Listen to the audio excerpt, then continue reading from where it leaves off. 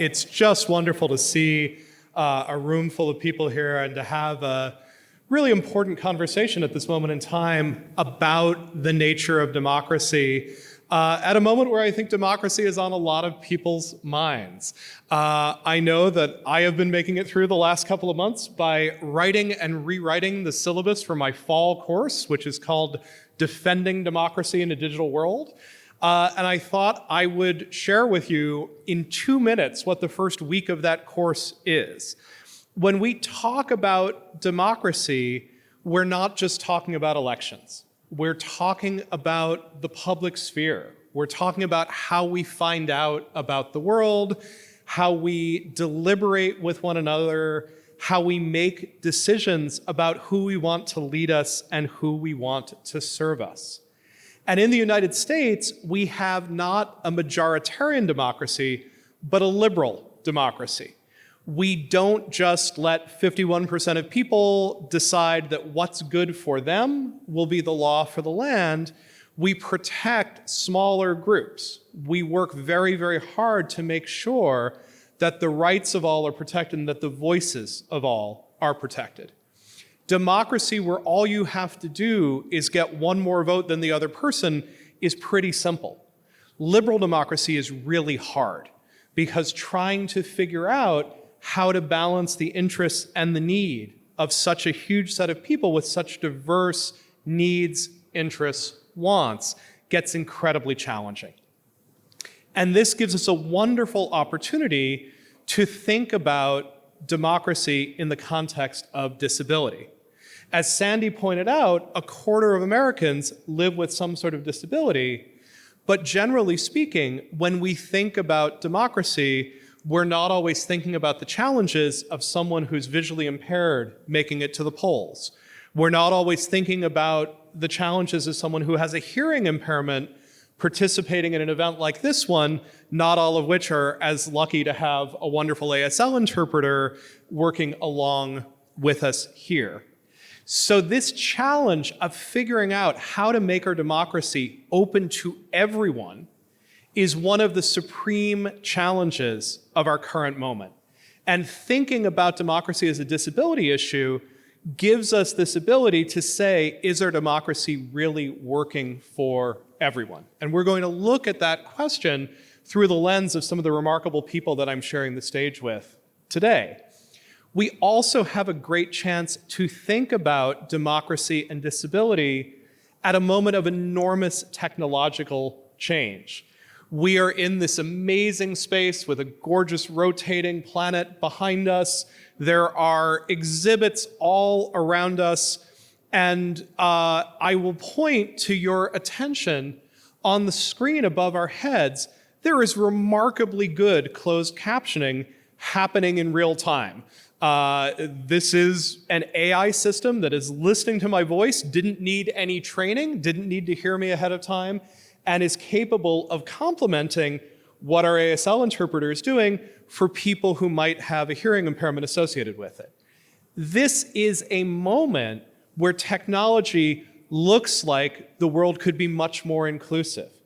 And even more dramatic technologies are being developed by some of the people in the academic communities we're surrounded by here in Boston. Eric Gordon over at Boston University, Deb Roy over at MIT are working on systems that try to help leaders like Santi, who are trying to listen to the public, summarize hundreds, thousands, hundreds of thousands of points of view, solving one of the hardest problems in a democracy, which is listening at scale. So we're at a moment where being reminded that democracy needs to serve the whole population, meet the needs of everyone, even if those needs aren't held by everyone. And we have the moment of technological change where if we steer this moment correctly, some remarkable things could happen. We have with me on stage 3 people who are capable of taking us on that journey. Sitting across from me is Kim, who has amazing experiences as a longtime activist and advocate on inclusion around democracy. We have Helen, who does incredible work building products that make our democratic systems, our electoral systems, open to a wide swath of the population. Directly to my left, we have Santi, who for the city of Boston is thinking about how to meet the needs of all of our residents, and I do mean all of our residents. So we have a wonderful group of people to take these subjects on. I want to start, if I may, by talking to Kim. And Kim, I wanted to see if I could bring out a story that we talked about a little bit when we were preparing for this. You have worked for years and years to ensure that people with visual impairments have an ability to vote and have an ability to vote on their own. And you were telling me a little bit about the bad old days when voting was a process that involved multiple people and you weren't able to have a secret ballot. Can I get you to talk a little bit about that and what's changed subsequent to that? Absolutely, and thank you, Ethan, so much. And it's a pleasure to be here this evening. So about almost 50 years ago, when I was 18, it was one of my proudest moments to be 18 and be able to go to the polls and cast a ballot in my very first election. And, I knew how people went to the polls to vote, so I kind of went to the polls to vote, thinking that my experience would be like everyone else's.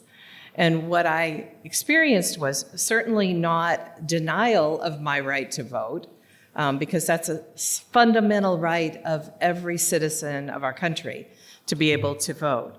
But because the ballot was not accessible to me and I could not read it myself, I needed assistance. And I found out that the law required that I have two people with me so that my ballot would be marked correctly. And as I reflected it, it was a Democrat and a Republican had to be there with me while I was read the ballot aloud, and they would mark it for me, and they had to verify that that was the process.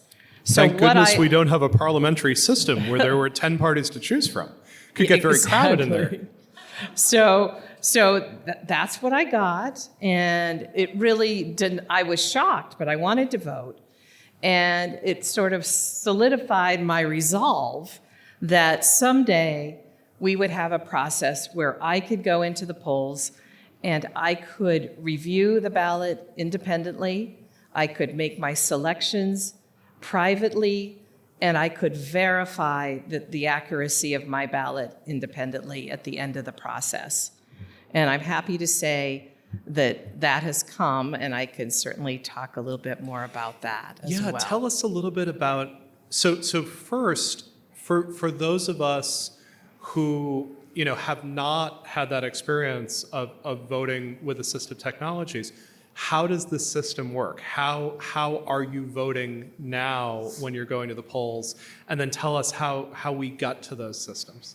So the journey began really for utilizing technology to make the election process accessible around the early 2000s with the Help America Vote Act, legislation that was passed by Congress to ensure that all people had the right to vote privately, independently, and have it verifiable so that they could confirm their ballot.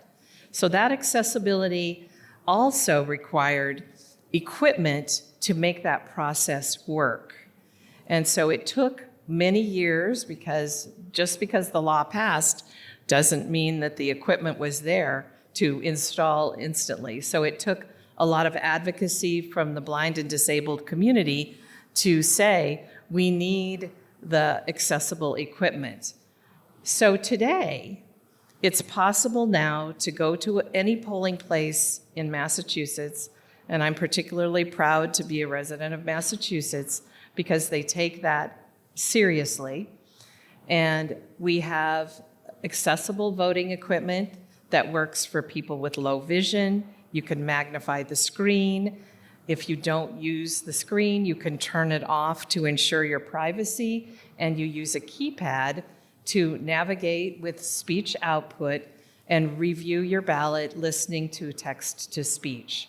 So for many years now, I've been able to cast my ballot independently, and it's just something that I value. I never miss an election. It could be the tiniest little local election. It doesn't matter. I went to the polls once, and the poll workers told me, they said, "Oh, well, we weren't expecting any people like you to come, so we didn't set up the machine." And I said, "Well, I'm here now, so you better set it up." So, it's just a fundamental right, and it's so important to me.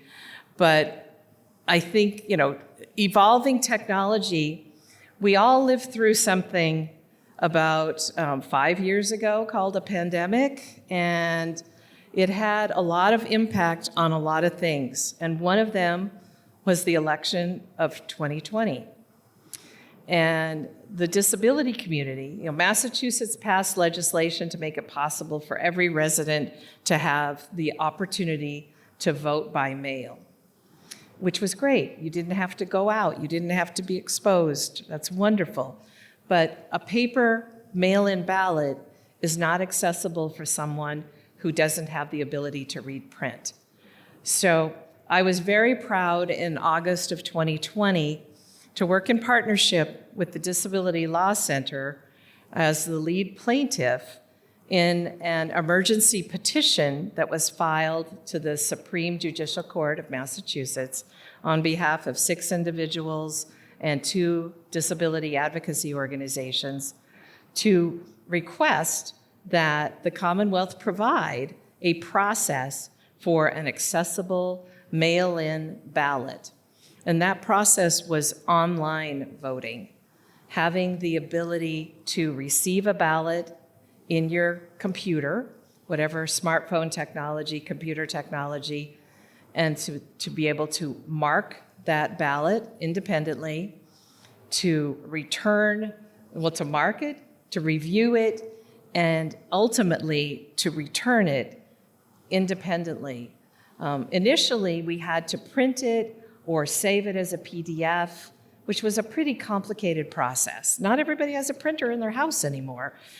So after that first election, which was the primary in September 2020, we went back to the Supreme Judicial Court and we said, we need the ability to return our ballot so that that isn't an obstacle in the way of a person with a disability voting. One of the 6 people that was a plaintiff in the petition was a woman in Boston who uses an iron lung and doesn't have the ability to go out to vote independently. She's restricted to home because of that. So she, for the first time, had the ability to vote independently on her own using her computer technology. And I know the pride that she had in that first opportunity to vote independently. It means so much to the community. We don't take it for granted. We're going to advocate, and we're never going to let anybody take it away from us.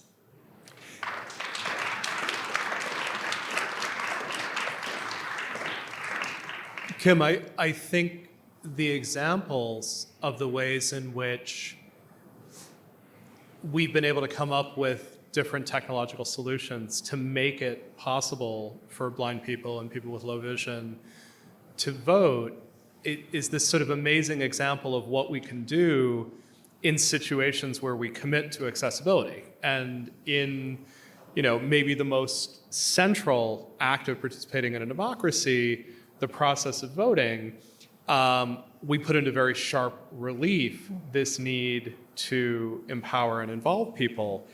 The actual work of this is being done in part by companies like ClearBallot. Helen, you head up product development over at ClearBallot. Some of these systems are the systems that you are working on.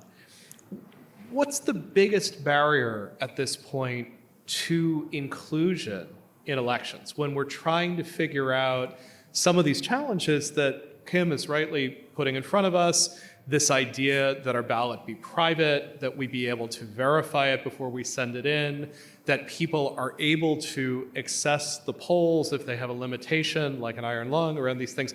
When you sit down to work on these problems, what are the biggest barriers that you find yourself wrestling with? Well, there are a range of barriers, I think, and I think Kim has touched on a lot of them, and I don't think I can summarize them more eloquently than she has. But what we work on at Clear Ballot is we very much focus on supporting the jurisdictions who run elections and giving them the tools to run smooth, accurate elections, year after year. And so we really focus on making the act of voting accessible, right? So the act of voting has really taken many forms and formats across different states, across the years, from the big lever machines where you had the booth where you could throw the big lever and mark your votes and then throw the lever to open the curtain, to the infamous punch card ballots with the hanging chads, right, which led to the Help America Vote Act, to touch screens that are more like ATMs as an experience for voting, to what's I think familiar to many of us in Massachusetts, which is a ballot that you fill out by filling in the ovals, right? Which most experts agree now that the paper ballot is the gold standard for running elections from a security and auditability perspective, but as Kim describes so eloquently, it's not very accessible. So where Clear Ballot prides ourselves is by making that paper ballot accessible. So building tools that allow voters with disabilities, whether it's vision impairment or cognitive impairments or motor impairments, a wide range of potential disabilities, to be able to vote privately and independently without the Republican and Democrat looking over your shoulder or marking it for you, being able to verify what is about to be printed on your ballot. What we do is we print a ballot that is identical to what every voter would otherwise be handed at the check-in table. We just fill in the ovals for you. And we allow you then to take that and then put that in a scanner and also have the scanner confirm these are the marks that I'm seeing on the ballot. So you know that your intent was accurately represented before you then go ahead and cast the ballot. Right, so in some ways, a world in which we were all voting on touchscreens, this was all purely electronic, we didn't have a paper record associated with it, would be a lot easier from a technical point of view. But there's been this huge move in the voting community to try to create a paper trail so that there is auditability. This seems to be where everyone agrees that we need to be to have as high as quality as possible elections. Elections are also becoming flashpoints for engagement, flashpoints over access, lots of dispute about how people can vote. During the pandemic, we ended up with lots of mail-in balloting, which made voting much more accessible for many, many people. We've now had a counter-reaction of some forces trying to pull back mail-in voting.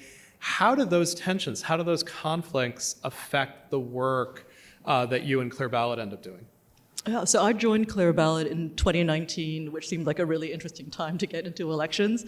And none of us knew what 2020 was going to be until it happened, right? Both starting with the pandemic and the scramble to expand access to mail-in voting. Sometimes election dates actually had to change, which had previously been kind of unthinkable in order to accommodate the logistics of running an election in a pandemic. We were really proud that one of the early versions of Clear Ballot was really built with vote by mail in mind. And we had worked with a lot of states who are primarily vote by mail states, like in the Pacific Northwest, in Colorado. And they saw real value in how we helped them with the process of tabulating mail-in ballots and doing what they need to do in terms of reviewing the ballots for voter intent. For example, if you mark the wrong candidate, right? If you were voting in person at the polling place, you'd probably go back to the poll worker and say, can I please get a new ballot? I messed up, right? But if you're voting by mail, it's a lot harder to go and get that new ballot. So in many places where they do primarily vote by mail, they instruct you, if you've made a mistake, cross it out neatly and then mark the candidate you intended. And that means on the back end, as the jurisdiction receives your ballots, they need to review and look for those marks and not just assume that what the machine sees is what the voter meant. So we created tools that really helped jurisdictions with that kind of review. So we were very happy that with the expansion of vote by mail, which was quite an adjustment for many jurisdictions to make who didn't have the volume or the proportion of vote by mail that they had in 2020. We really helped them, we think, deal with that additional volume. Sounds like we really could have used you in Palm Beach County round about the year 2000. I'm glad you're on it now. I want to expand a little bit beyond elections technologies because where we sort of started this conversation was this idea that elections in many ways are sort of a centerpiece of democracy, but we have much broader questions of participation in the public sphere. We also have questions of what services democracies deliver to us. Santi, you have a really hard job. You are responsible for the information systems for the city of Boston, an enormous, complex number of systems. And one of the things that I think is so interesting is that you see accessibility to the blind, visually impaired, other disabled communities as central to that work. And one of the things you've said to me when we've talked about that work that you're doing is that this accessibility work makes the work as a whole better. How does that happen? How does designing for inclusion affect the tools and systems that you're building? And what are both the challenges and the positives that come from that? Yeah, absolutely. Again, it's an honor to be here. So I think that for us, one, we have a mandate from our mayor, Michelle Wu, to make Boston a home for everyone. And for us, that means, and especially in the context of democratic participation and our job, it means getting relevant information out to people, not only about elections, but also about how to participate in decisions that are happening around planning, around streets, around parks, and also being able to gather information from the public and pass it back to decision makers. So again, whether it's broadcasting a school committee meeting or the council hearings, all of those things are important. They're part of the democratic process. So for us, we've recently partnered with the Perkins School and also with our Disabilities Commission at the city to rethink how is it that we gather data about people in the disabilities community. And by listening and by being humble and learning, we decided that the best way to gather that information is, because it was done in collaboration with others, was to gather information about accommodations and not about disabilities, because we don't need to know about what's going on with you. We just need to know what you need to interact with us.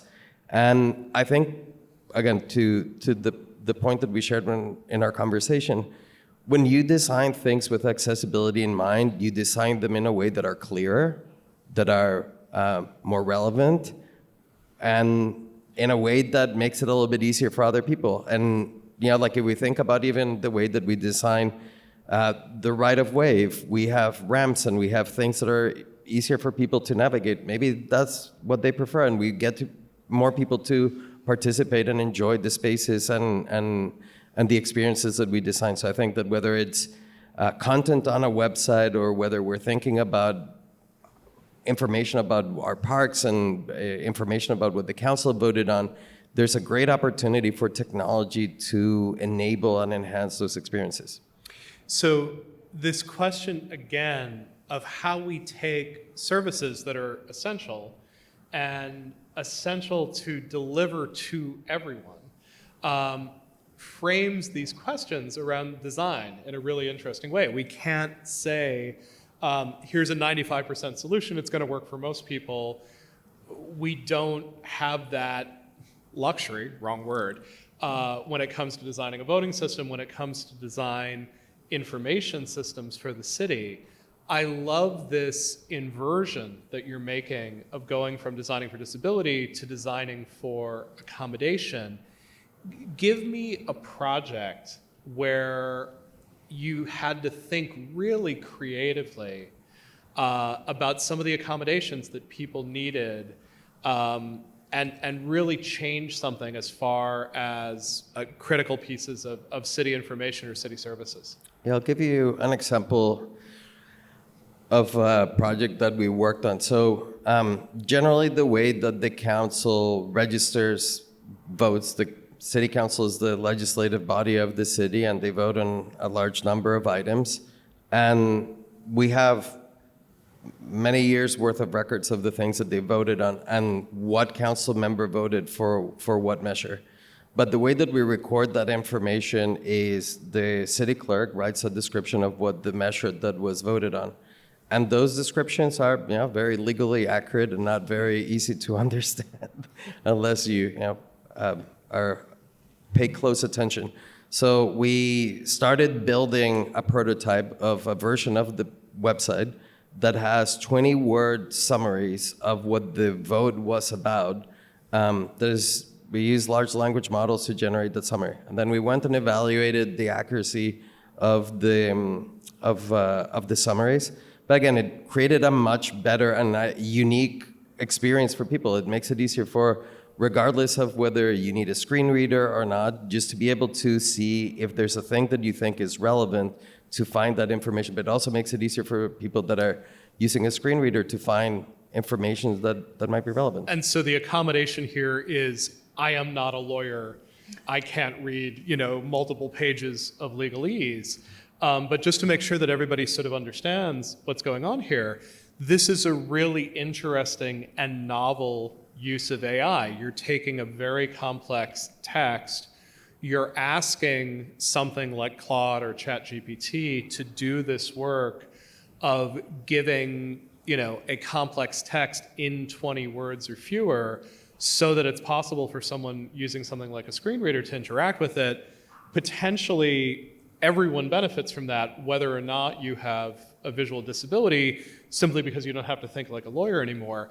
How do you get your head around using these new technologies for civic purposes like this that have really high importance? How do you get comfortable with this new technology works well enough that we're able to use it in this case?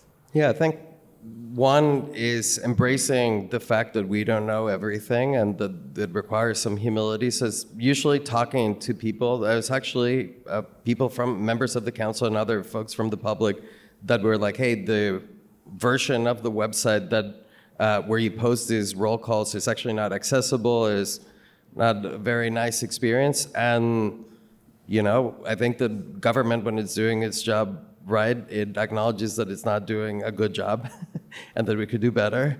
And we start thinking, what are ways in which we could improve the experience? And I think that it's not thinking about technology, right? It's not, we need to use AI for the sake of using AI. It's just, where do we think that a particular tool meets a purpose? And in this case, creating a simpler summary of what the vote was good. It just made things better in a way that was novel, that we wouldn't have to go back 19 years in history and create a summary for each one of those. So we were able to create the summaries for about $4 worth of tokens, and we are able to do it only once. We don't have to, it's not a chatbot, you don't have to keep doing inference, just do it once. And we tested it, and then we're putting out these tools and how we did it out in the website so people can make their own mind and tell us if they think that it's good and we should do more of it, or if it's a bad idea. The scale of these challenges, once we start getting into the details, can get pretty overwhelming. If you think about how much work we've had to do to make sure that voting systems are accessible, we think about something like a planning process. We have rowdy, confusing, highly participatory meetings, if you're coming into that meeting setting with an audio processing disorder or a hearing-based disability, that could be an amazingly challenging environment to work with. I want to see if I can put it to the panel. When we think more broadly than electoral technologies, when we think beyond the voting box, when we look at problems that we want to tackle of civic engagement and civic participation, Kim, what's the sort of next frontier that you want to work on in terms of accessibility or accommodation to make sure that we're getting full participation in our democratic processes? I was hoping you were going to ask that question because I would say the other passion I have is around information access and digital accessibility. So information access, what Santi was talking about was, providing plain language so that it's understandable for people. I think that's terrific. What I think about in my career work as the executive director of the Perkins Braille and Talking Book Library is access to the printed word, because that's something that people who can read take completely for granted. And to me, that's a civil right, to be able to access information. We hear it a lot, that knowledge and information is power. And if somebody doesn't have access to information, it creates powerlessness. So that's one of the areas where I believe that my work in accessible materials, Braille, audio, large print, digital, electronic access is so important to our community to make that information, whatever it might be, accessible and available to someone who needs it. The other side of that equation for me is digital access, website accessibility, e-commerce, and just being able to, go online and renew my driver's license and have the accessibility I need. Not my driver's license. I don't want to scare anybody that I drove here tonight. But my ID driver's license that I have, I want to be able to go online, conduct business with the Commonwealth or with the federal government, just like anybody else is doing these days, pay my taxes, do all those things. And the system needs to be accessible so that I can do that with screen reader technology, which is speech output, screen magnification. Accessibility is just fundamental to that. And that, to me, is a part of our democracy, making our government available and accessible for people with disabilities. I would go further and say that it's certainly incumbent on folks like Santi to make sure that government sites are accessible, but so much of where politics, civic life, so on and so forth takes place are social media sites, newspaper sites, all of these different things. How often do you find you're unable to do business, to get the information, to carry out a service? Give me a rough percentage of sort of approaching the internet through a screen reader of how often this works and how often it fails. It's getting better, but I still say that 30 to 40% of the websites I visit are not accessible. Yeah. And depending on what websites people go to, the percentages might be different. I tend to go to a lot of government sites. Thank goodness those are accessible because we have the Americans with Disabilities Act that has requirements for digital accessibility, and government has a responsibility to do that. It's a little more challenging with Title III of the Americans with Disabilities Act that applies to the private sector, companies, businesses, corporations.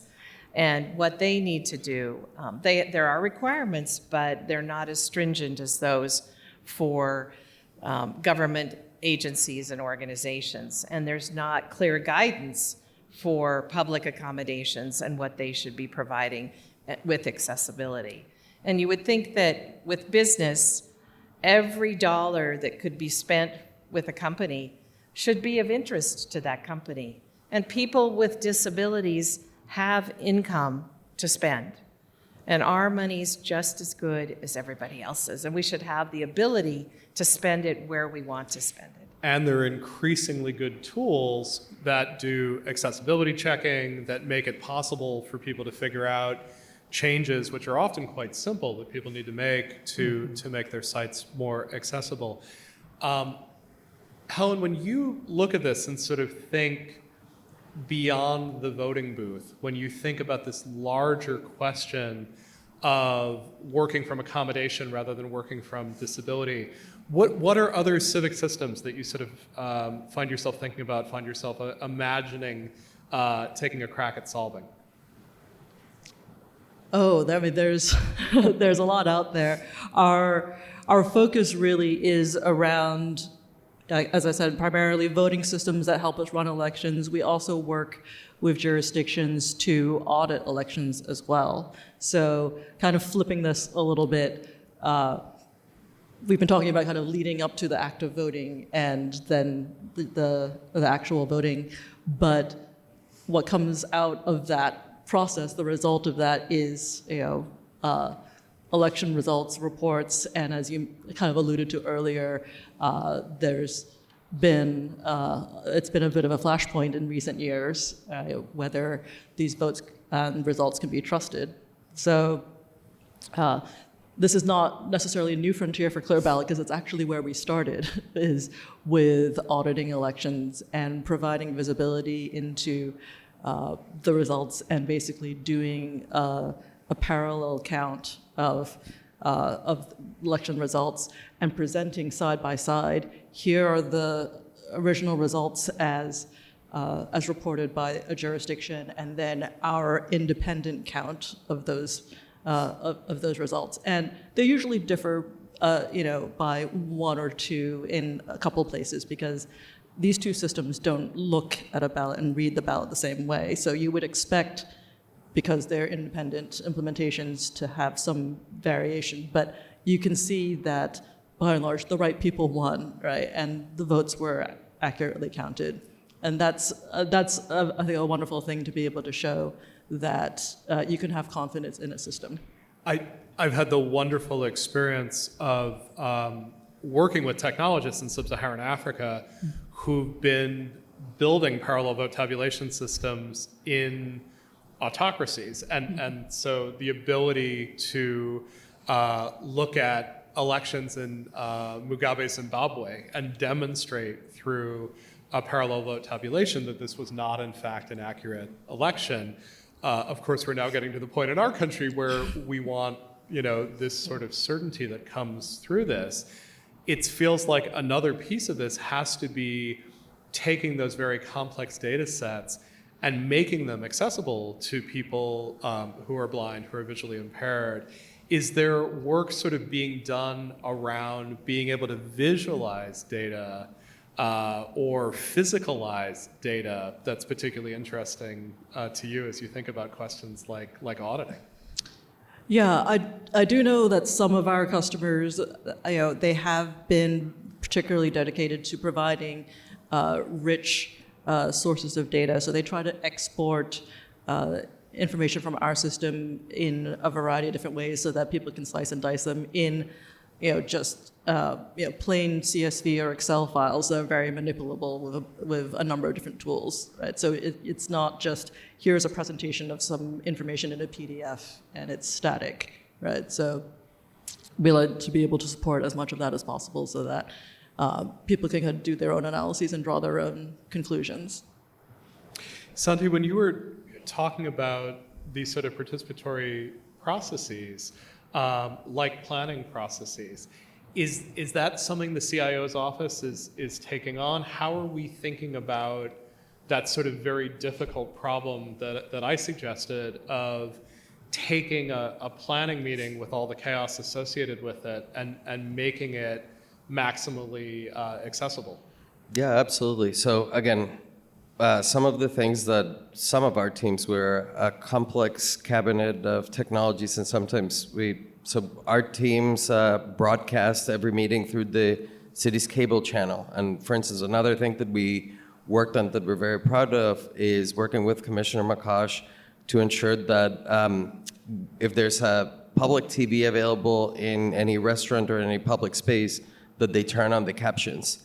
And in turn, because our team broadcasts all of the planning meetings, everything that is recorded, that is done by the city or the council, we started paying also to put captioning in all of the content that we generate to enhance the experience.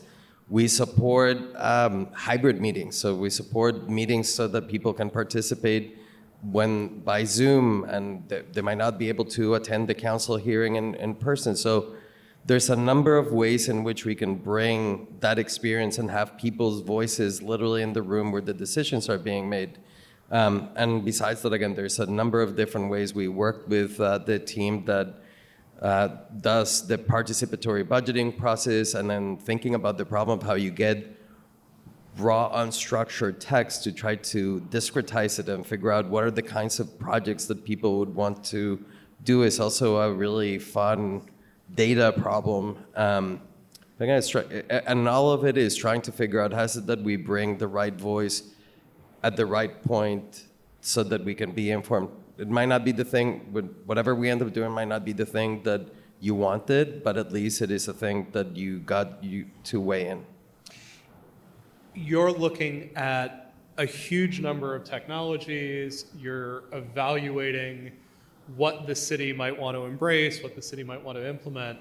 What technology are you most excited about right now in this space of democracy and disability, or I think as you're in many ways doing a better job of framing a democracy and accommodation? What technology do you look at and say, we're going to figure out how to use this and this is going to change things for us? So I would express both excitement and skepticism about the same technology. I think generative AI is very interesting, and some of the multimodal models, again, they're expensive tools. Environmentally, they're not good because they consume so much energy to generate. I'm going to get you to translate now from techie into normal person. Yes. Multimodal models. Yes. So there are a lot of thinking. So a lot of these new technologies are also able to go between different modes, as in like go from speech or visual to text.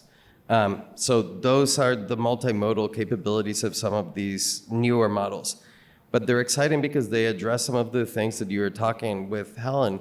All of a sudden, instead of going and seeing, for instance, if you went to our open data portal and you wanted to see what are the types of 3-on-1 cases that people in Beacon Hill or Roxbury are putting in, it'd be really difficult to do if you were not able to either go and see the data or go and process and navigate that.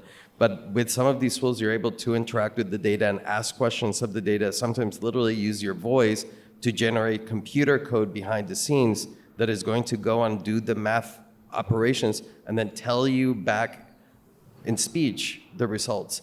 Right. So the answer may not be trying to figure out how to create translations of all the possible visuals.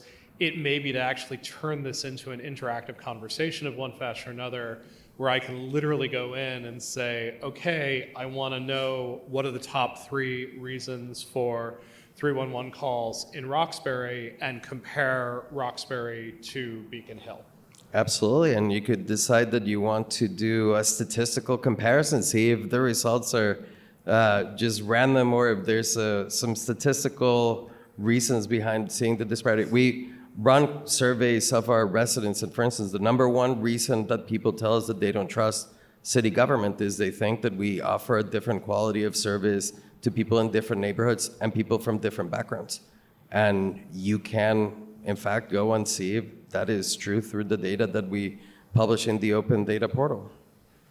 And this is something that cities have been trying to do for a long time. There was a whole move towards open data really under the Obama administration. There was this hope that suddenly we would make this data accessible and we would have lots and lots of people going and looking for it.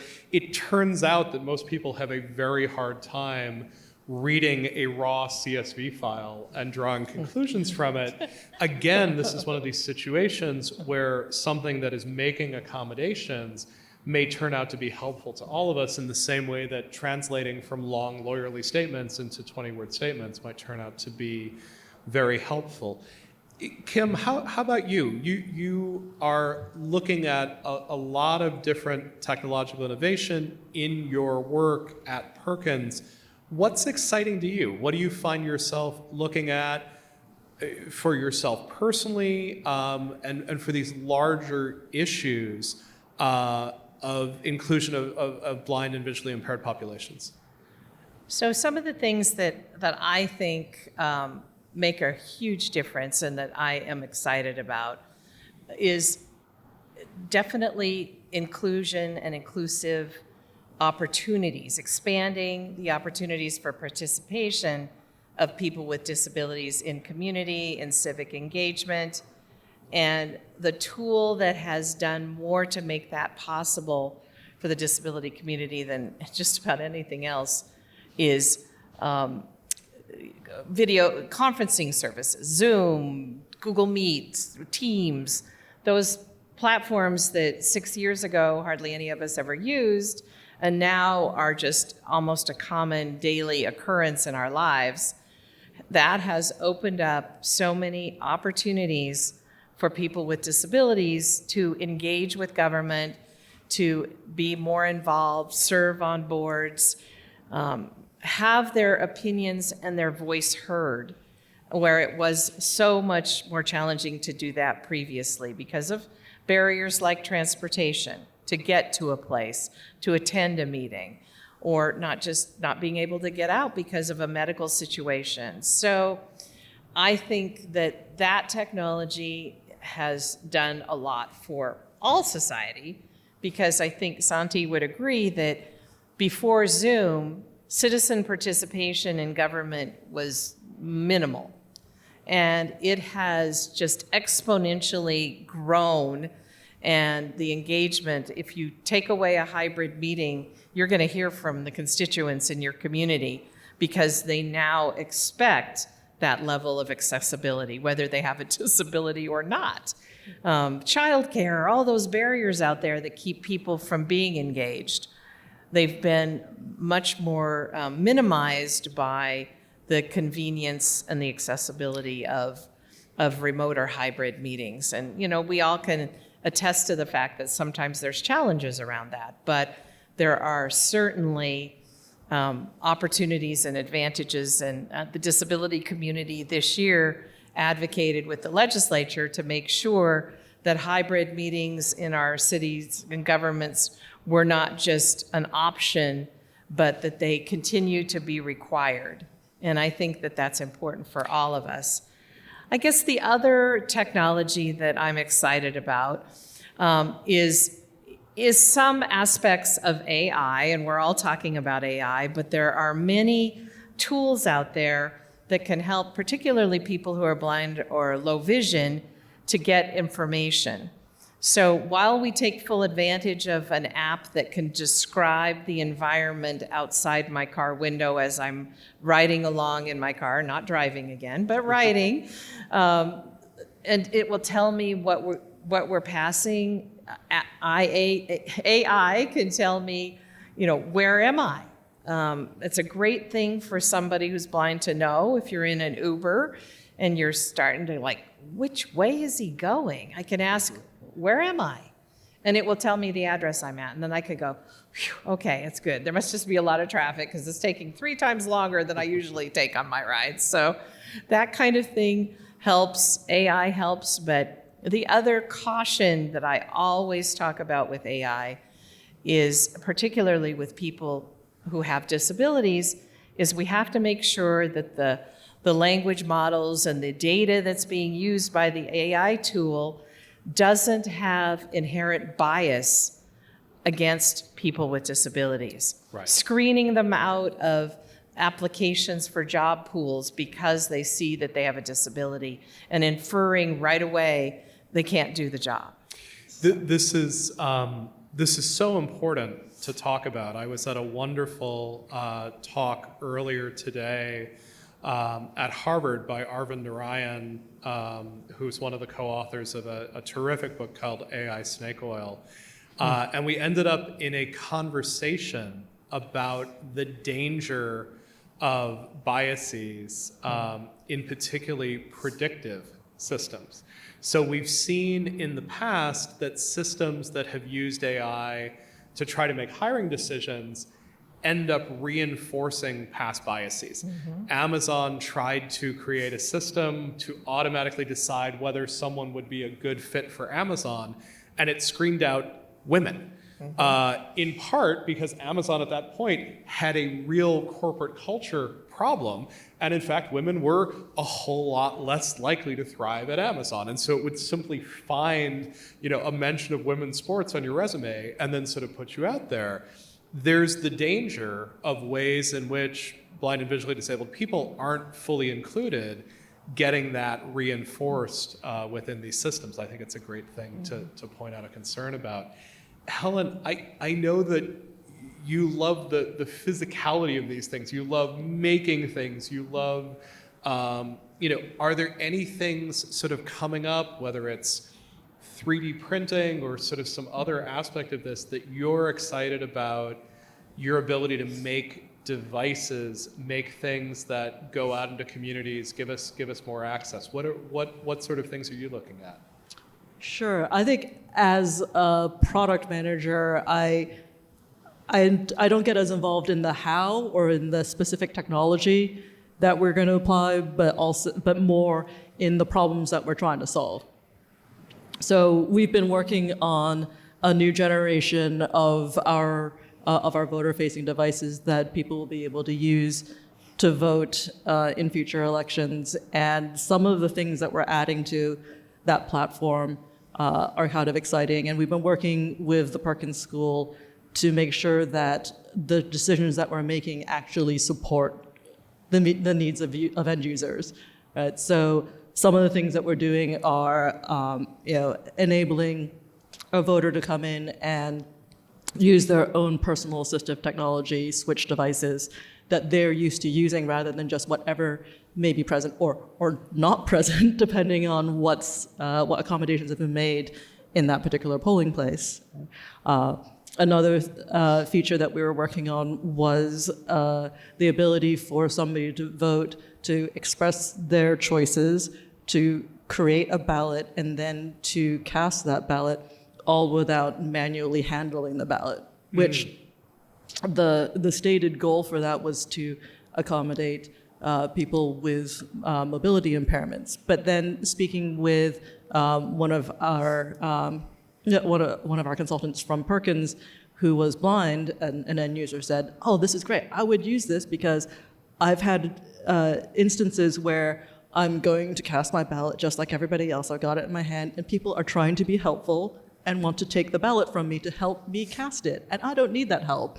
So if it can be set up so that my ballot will automatically go into the scanner and nobody will feel tempted to help me with that, that's a value to me. So it's really gratifying when we find things that we're building for one purpose that can then actually help in other ways too. I think this idea in particular that people are developing their own set of assistive technologies, whether it's the way that Kim is traveling through the world or whether it's the way that any number of us are using different assistive technologies. My iPad ends up being an assistive technology for some of my vision issues. Lots of different things that we're all trying to use and accommodate, sort of figuring out how we're going to do that. We're going to open this up to Q&A in the room. I also just wanted to remind people that I think you have a QR code on your seat that will let you put some questions in Slido. Oh, it's on the screen. Wonderful. So for people who might want to aim a camera at the screen, you can also send us a question online. I will read that if you don't feel like stepping to the mic. But I believe in a room like this, more than at least one person is going to be brave enough to step to the mic. Ask some of these smart people some questions you have about democracy, disability, accommodation, some of the interesting topics we've talked about here. Can I convince someone to come and step up and join with us? Come on up. Come on up to the front here. If you can. Otherwise, we can absolutely get someone to run a mic back if anyone is not able to get up to the microphone. Please go ahead.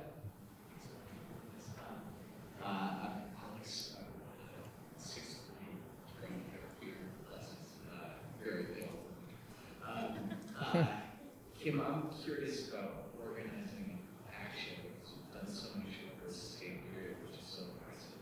And seeing that takes and dedication to simplifying the experience you gain. In your work on making voting more accessible, I'm curious what the biggest sort of impasse you ran into in trying to get that work done. It's been over 25 years of doing it, and how you overcame it. A lot of us are wondering right now how we can take action and what happens when we run up against it. Yeah. So just for anyone for whom that wasn't clear, there was a question about, a question for Kim specifically about the biggest barriers, the biggest impasses you found in this process of ensuring that blind people are able to vote. It's a really good question, and it's one of those questions that kind of keeps me awake at night these days, because a lot of the advocacy work that I do with partners, with other disability advocates, just sometimes getting the word out to people what the problem is and what we're pushing back for or against is a challenge in itself. But then also finding the right people who are decision makers and getting them to listen is also often a challenge. And to hear that, something Ethan said earlier tonight about, in our democracy, in our society, we shouldn't just be listening to the quote majority. We need to listen to people who are not the majority and what their needs are and how to accommodate them and incorporate them and bring them into our community. So I think the one thing I've learned in all my advocacy work is persistence, because some people join the advocacy movement because they're excited, they want to see change happen, and change often happens slowly, but system change is what jazzes my boat. I really like system change. I want to do the bigger picture. I want to make it happen. Sometimes it takes a long time to change a law or implement a policy or get a regulation changed. And I just tell people we got to keep at it, because sometimes the system is built to dissuade us by making it take a long time, and we can't give up. And so don't give up. Allies out there are so important to the work of people with disabilities who are advocating every day. So everybody has a voice, and everybody can help us make that system change that makes me so happy. Santi, Helen, I just want to pick up something that Kim said, which is this importance of listening to people who are facing barriers, making sure those voices get heard. Who are you listening to? Who do you talk with to get a sense for what these barriers are that you're going to work through? Santi, who's informing you and sort of helping you get this broad perspective on the tools that you're building for the city? So I think the people that I always worry about are the people that are not talking to us. Yeah. So we try to figure out new ways, new channels, new ways of engaging. And I think that sometimes it means that you have to come out of your comfort zone and do what the mayor asks us to do, which is take City Hall out of City Hall and go and ask people. And it can be intimidating because we have big, complicated jobs, and sometimes even keeping the train moving is intimidating. It's scary, and I think that going in and asking someone else what might not be going well can feel really terrifying. But I think that government is a collective thing that we build, then if you don't think that it's only a thing that I have to do, but maybe that we can do together, I think that's what we've done with the Perkins School and with others. Help us make it better. Tell us, I think that's helpful.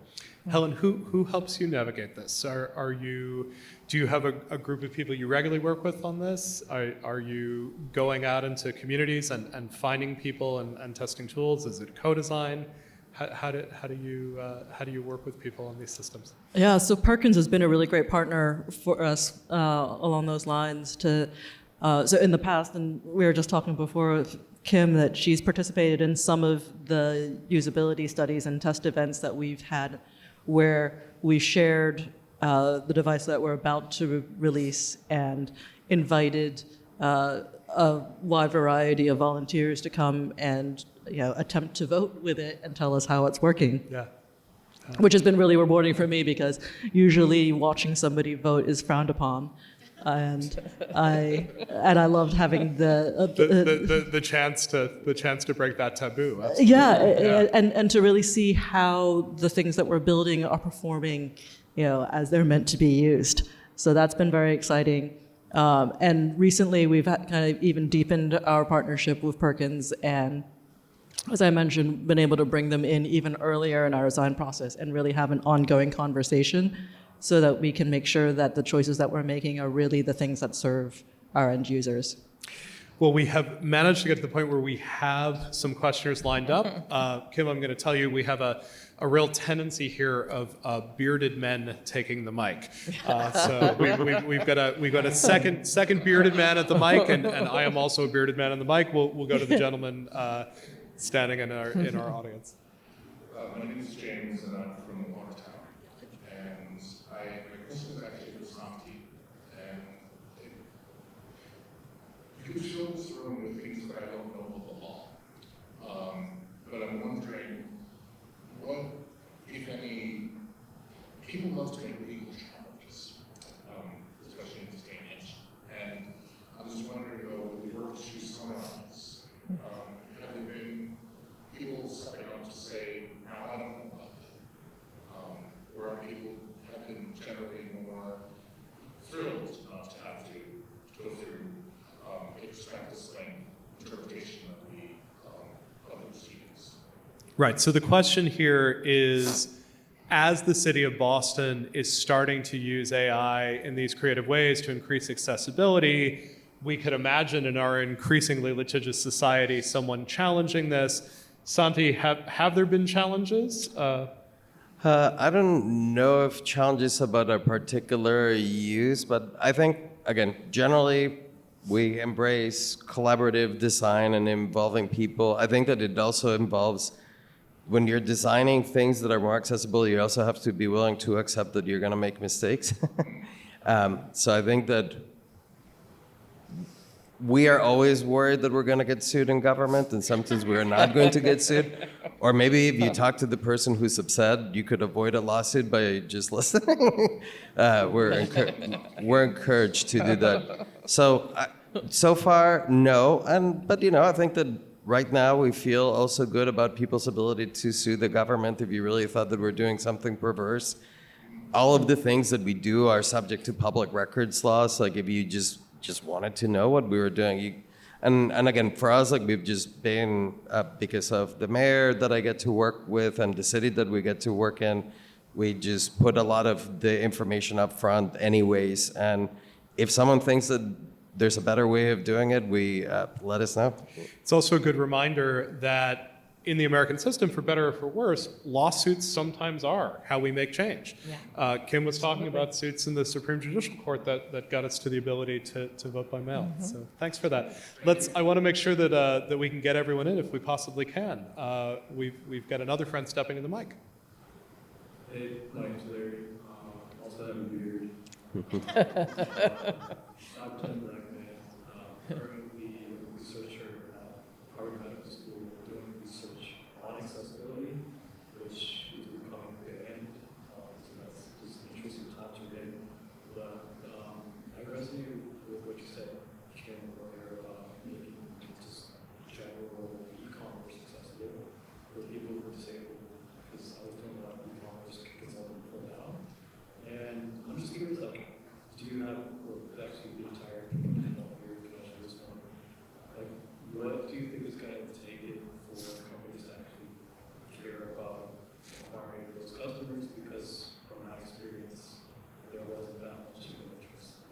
And Larry, I think this is a great question more broadly, which is, on the one hand, we know from Sandy that a quarter of the American population has some form of disability. We don't always think about the audiences that we may be turning away. In some cases, this may just be questions of our ability to understand what these barriers are, where we go. So I would love it if anyone wants to weigh in on this question of what would it be to get companies to take accessibility seriously, really sort of going beyond government. In many ways, y'all have to take it seriously. How do we get some of the energy and the good thinking that's coming out of things like the city of Boston and get it into the rest of the commercial sector? Well, I'll step in and answer please. that. So, I mean, I'd love to challenge my colleague Sandy Lacey to answer a little bit of this question because data is a tool that the disability community has used to try to impress upon the public sector and the private sector what the disability community has as far as purchasing power. We all have, people with disabilities have families, they have connections, they have friends, and we don't usually hesitate to tell our family and friends when we have a good experience with a company or when we have a bad experience with a company. So using our power of purchase and influence is one way, but Sandy has done some amazing work in the How Innovation Center to get data about the power and the influence and the numbers in the disability community to influence manufacturers and entrepreneurs to think about, including that sector in your business plan. And I don't want to put her on the spot, but I'm here, Kim. She's great, and she could really add some great things to this conversation. The data point that Kim is hinting at, it's $18 trillion worth of annual disposable income is what people with disabilities and their allies control. And when I actually first heard that figure, I was like, well, people with disabilities and their allies, how many allies are they actually considering coming up with this number? Is it 10 people for every one person with a disability? And it's 1.8 people. I'm pretty sure most people with disabilities have more than 1.8 allies. I think so. If your airline booking system is not accessible and your family is going somewhere, guess what? You're not buying your tickets on that website. So it's not just losing the dollars of the person with a disability, it's their community that will also not follow. It's a large number. Thank you so much, Sandy. We're going to take one last question, and thank you so much, Larry. Hi, my name is Rachel. I'll be your alternative to bearded men tonight. Thank you.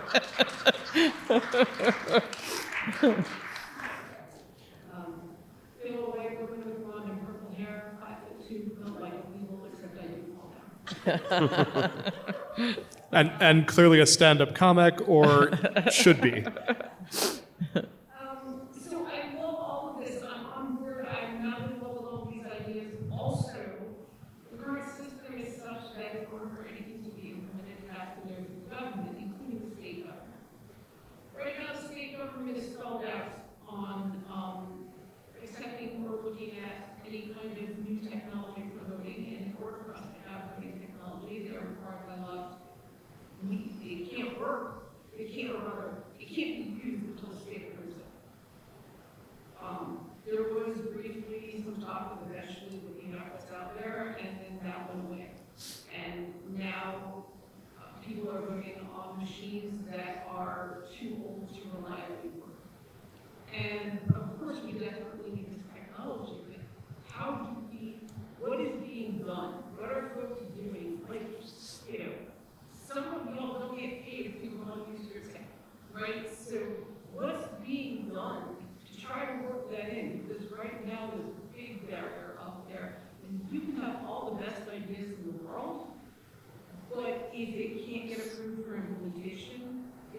doesn't matter. And apparently people yelling that they can't vote isn't doing it. So what are your ideas?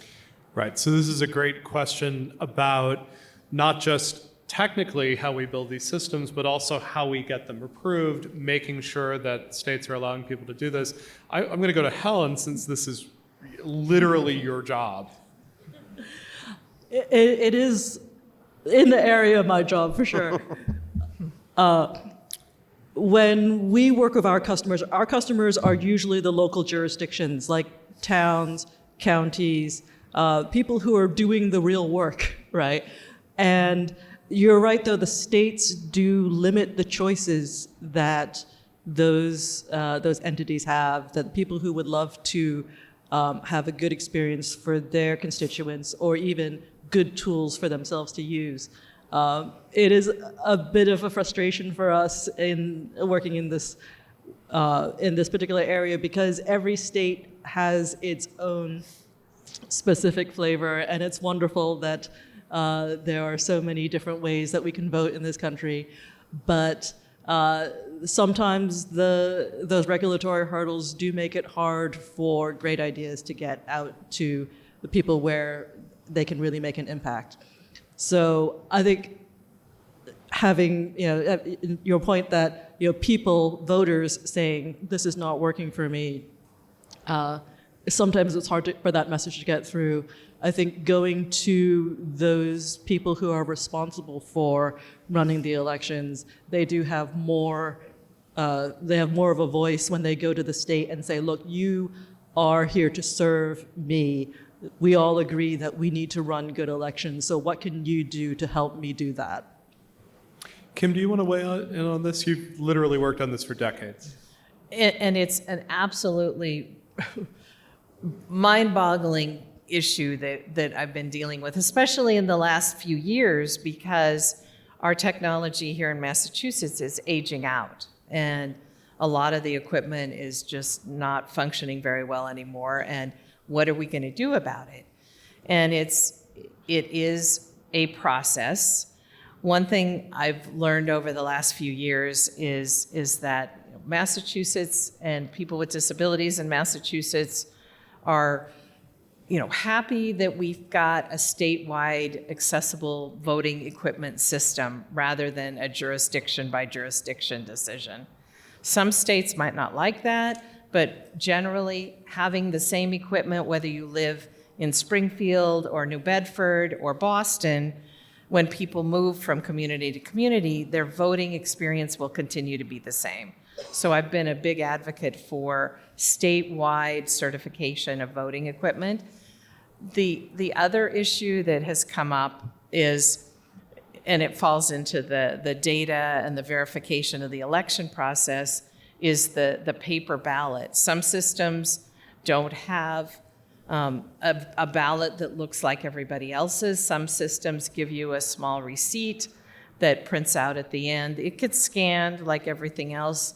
Sometimes people don't like to have that little slip of paper receipt because it makes their ballot look different from everyone else's, and they've just lost the element of privacy if they live in a small little town in Western Massachusetts where they're like one of the only people who uses the accessible equipment. So there's been a push over the last few years to advocate for equipment that provides the printout of your ballot that looks identical to everybody else's ballot. And it would be a lot easier in the world to have a digital system, but we've all learned that that's not what our election process is going to go with. That's not where our government is going. It's not where the citizenry wants to be heading. They want that verifiable, countable, physical ballot in the process, so we have to adapt to that.